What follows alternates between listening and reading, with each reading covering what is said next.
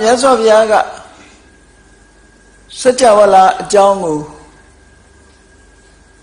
ဘာဖြစ်လို့ဟောရတယ်လဲဘုရားဆိုတာတရားတွေသိတော်လဲပဲအကြောင်းမရှိပဲသို့မဟုတ်ဟောခြင်းကြောင့်ဖြစ်ပေါ်လာမဲ့အကျိုးကျေးဇူးမရှိပဲနဲ့ဟောပြောလို့မရှိဘူး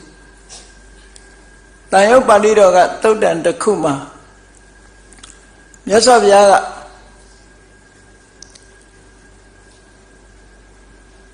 တောအုပ်ထဲကတိရွက်ကလေးတွေကိုလက်တွေနဲ့ကောက်ပြီးတော့ဆုပ်ပြီး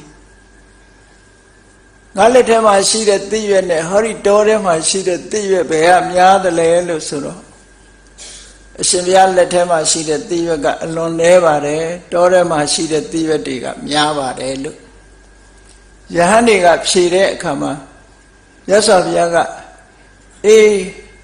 တရားဓမ္မနဲ့ပတ်သက်ပြီးတော့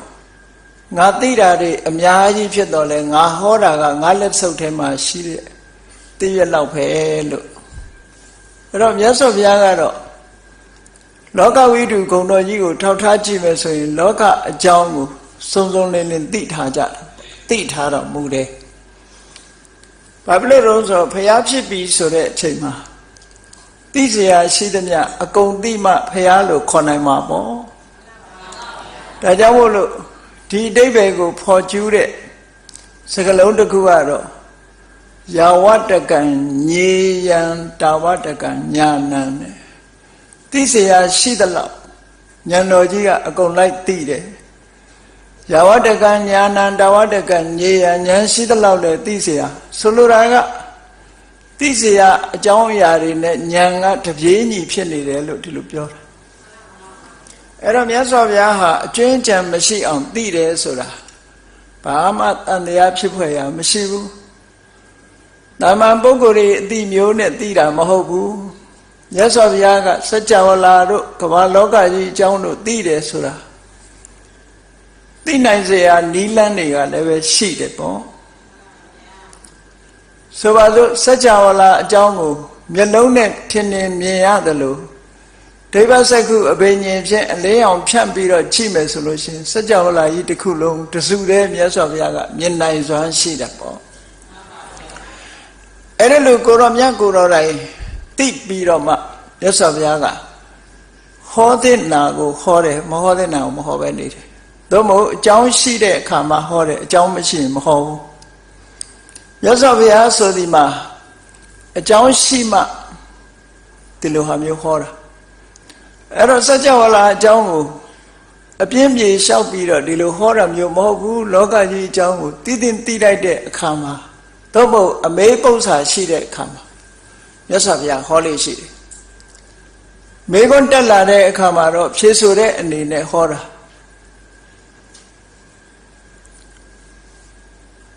ဒါကြောင့်မလို့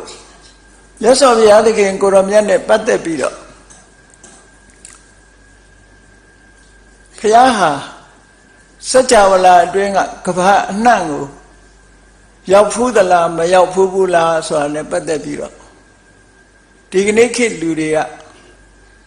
တွေးတောကြည့်ကြတယ်ဥပမာပဲမြတ်စွာဘုရားဟာအမေရိကတိုက်ကိုရောက်သလားအာဖရိကတိုက်ကိုရောက်သလားအာရှတိုက်ကအိန္ဒိယနယ်ပယ်ချင်းချင်းလေးမှာပဲနေသလားတခြားနိုင်ငံတွေမရောက်ဖူးဘူးလားဒီလိုသိချင်ကြတဲ့ပုဂ္ဂိုလ်တွေအများကြီးရှိတယ်အဲ့လိုသိချင်တဲ့နေရာမှာ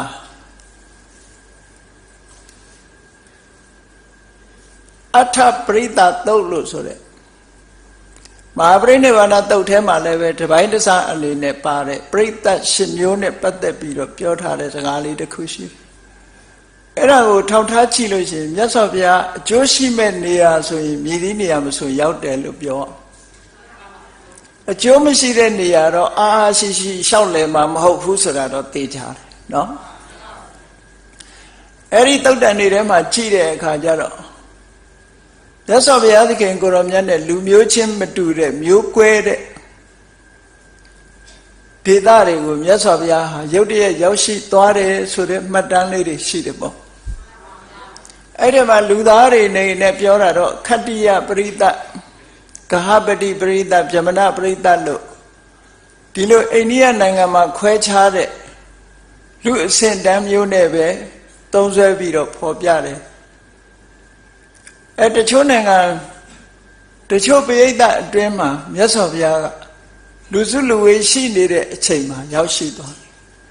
ရောက်ရှိတဲ့အခါမှာသူတို့လူမျိုးရဲ့ခေါင်းဆောင်ပုံသဏ္ဍာန်နဲ့ရောက်သွားတယ်အဲ့ဒီမှာမြတ်စွာဘုရားဟောတော်မူတဲ့စကားလေးရှိတယ်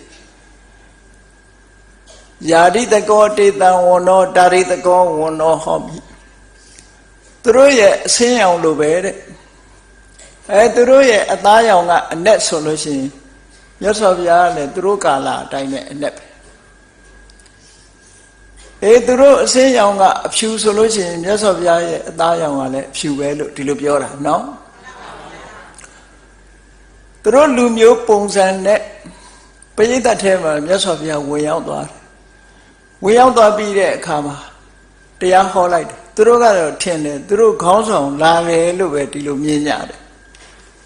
သူတို့ပုံပန်းတဏ္ဍာအတန်ကလည်းပဲသူတို့အတန်မျိုးပဲလို့ဆိုတယ်ယာရိတကောတေတံတရောတာရိတကောမမတရောငါအတန်ကလည်းသူတို့အတန်မျိုးပဲလို့အဲ့ဒီအချိန်မှာအဲ့တော့မြတ်စွာဘုရားကတရားဟောလိုက်တယ်တရားဟောပြီးတော့အိပ်ပိယကထွက်ခွာသွားတဲ့အခါမှာသူတို့ခေါင်းဆောင်အစ်စ်ကရောက်လာတော့လူတွေဟာ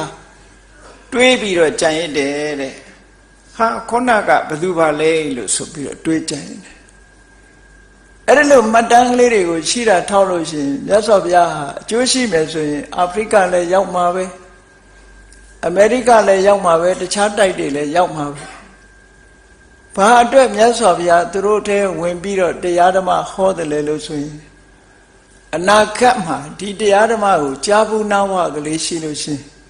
ဝါဒနာဘာဂိယဖြစ်စိမ့်တော့ငါအကျိုးရှိလို့မြတ်စွာဘုရားသွားပြီးတော့ဟောတယ်လို့ဒီလိုဆိုတာနော်အဲ့တော့သာသနာအကြောင်းကိုမသိရှိတဲ့ဒေသတွေမှာဘုန်းကြီးယဟန်ဆိုတာမြင်ဘူးအောင်လို့တခါတရံကြတော့တခါကြီးတယောက်ပြောတယ်လို့ပဲဘုန်းကြီးမမြင်ဘူးတဲ့အရက်မို့အရှင်ဘုရားပြင်မဲ့ထွက်ပြီးလမ်းလျှောက်ပြပါဗျာဒီရက်ကလူတွေကဘုန်းကြီးမမြင်ဘူး။အော်ဘုန်းကြီးဆိုတာဒါမျိုးပါလားလို့ဝါဒနာဘာဂိယလေးဖြစ်ယုံလောက်ဒါလည်းပဲအကျိုးရှိတယ်လို့ပြောရမှာပဲပေါ့နော်။အဲ့ဒီတုတ်တန်သဲလွန်စာလေးကြည့်မယ်ဆိုလို့ရှိရင်တော့မြတ်စွာဘုရားမရောက်ဖူးတဲ့နေရာဆိုတာအကျိုးမရှိတဲ့နေရာကလွဲရင်သူအကျိုးရှိတဲ့နေရာအနှံ့ရောက်တယ်လို့ပဲဒီလိုမှတ်သားကြရမှာဖြစ်တယ်ပေါ့ရောက်နိုင်တယ်လို့ပဲမှတ်သားရမှာပဲဟောဒီစัจ java လာနဲ့ပတ်သက်ပြီးတော့မြတ်စွာဘုရားဟောတယ်ဆိုတာမေခွန်းတက်လာလို့ဟောတာစัจ java လာအကြောင်းကိုနားထောင်ပြီးတော့တရားရလို့ဟောတာမဟုတ်ဘူးစัจ java လာနဲ့ပတ်သက်ပြီးတော့မေခွန်းတက်လာလို့သာဟောတာဖြစ်တယ်တချို့တရားတွေကမေခွန်းတက်လာလို့ဟောတာမြတ်စွာဘုရားကမဟောဘူးအဲ့ဒါနဲ့ပတ်သက်ပြီးတော့950နဲ့ပတ်သက်တဲ့အခါမှာလည်းပဲတချို့လူတွေကတွေးကြတယ်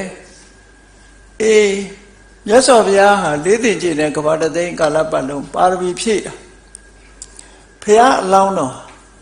950ဆိုတော့ဘဝပေါင်း950ဆိုတော့အလွန်နှဲနေလှပါလားအလွန်နှဲတာပဲလို့ဒီလိုပြောကြလိမ့်မယ်အဲ့တော့မြတ်စွာဘုရားဟောတာနဲ့မဟောတာဟာဘယ်ဟာကပိုများတော့ဆိုမဟောခဲ့တာကများဘာဖြစ်လို့မဟောခဲ့တယ်လဲဆိုရင်မေခွန်းတက်လာတာလည်းမရှိဘူးအကြောင်းတိုက်ဆိုင်လာတာလည်းမရှိဘူးဟောခြင်းကြောင့်ထူးခြားတဲ့အကျိုးတစ်ခုရလာမှာလည်းမဟုတ်အဲ့ဒါကြောင့်မို့လို့မြတ်စွာဘုရားဟာလွတ်အပ်မှအလုပ်လုပ်တယ်လို့ဒီလိုပြောတာမလွတ်အပ်တဲ့နေရာမှာအလဟတဖြုံးတိတာမလုပ်ဘူးလို့ဒီလိုဆိုလို့တယ်ဟုတ်ကဲ့ဒီကနေ့ခေတ်လူတွေကတော့အကျိုးရှိသည်ဖြစ်စေမရှိသည်ဖြစ်စေအကျိုးထွက်သည်ဖြစ်စေမထွက်သည်ဖြစ်စေကိုလှုပ်ချင်တဲ့ပုံမှာမူတည်ပြီးတော့လှုပ်လို့ရှိကြမြတ်စွာဘုရားကတော့အဲ့ဒါလို့မဟုတ်ဘူးအကျိုးရှိမှလှုပ်တယ်အကျိုးရှိမှဟောတယ်950မှာဟောလိုက်ဇတ်တွေကိုဖတ်ကြည့်လိုက်လို့ရှိရင်အတိတေဗာရဏတိယံကြီးပဲဆိုတော့တချို့ကတန်တရားဖြစ်တယ်မြတ်စွာဘုရားကဘယ်နဲ့လဲအလောင်းဟာဗာရဏတိကြီးပဲဖြစ်နေသလားလို့